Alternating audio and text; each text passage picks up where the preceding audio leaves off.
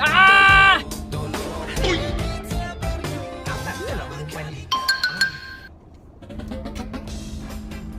Wireless security and home automation. Yang ni kamera CCTV untuk rumah yang bersambung dengan wifi dan bersambung dekat dalam kita punya handphone. So kita boleh kawal kat dalam handphone. Kalau kita nak travel, kita nak keluar rumah, kita nak jaga keselamatan rumah, kita boleh kawal terus pada handphone ni. Kita tengok cikgu kan. Apa dia buat? Apa yang dia buat ni? Tengok.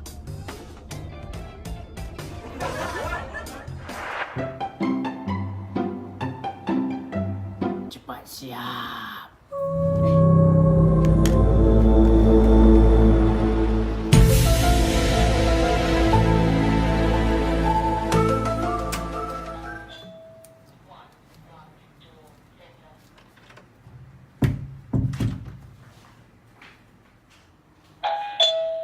One front door sensor.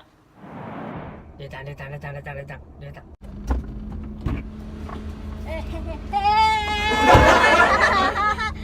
Sorry yang lambat. Tadi aku pergi toilet sikit perut. Apa? Cakap betul. Tuhan nampak, I pun nampak. You nampak I kat mana? You Ah. suka hantu hidup hai lah ya. Hai, I ada pasang kamera keselamatan kat dalam rumah. Ini Oh, ni yang tadi duk bunyi-bunyi tu. Ni ultrasync. Ni ultrasync. You lah yang selalu datang dalam hidup Kamera I. keselamatan dekat dalam rumah. Okey, beli ni. Kalau isteri lambat, kita boleh tengok. Okey. Kalau dia bohong, kita boleh tengok. Okay? Jangan lupa ini yang. Ini adalah kunci dan pembuka alarm. Okey. Bengah nak tunjuk ni.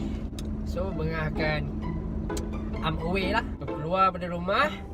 So, ini. Klik sini. Away. So, kat sini dia akan bagi kita notification dekat dalam handphone. Apa-apa terjadi atau apa-apa pergerakan. Kucing dia tak boleh detect orang-orang besar macam Bengah ni dia boleh detect. Manusia lah dia boleh detect. Okey lah. Dah lambat lah.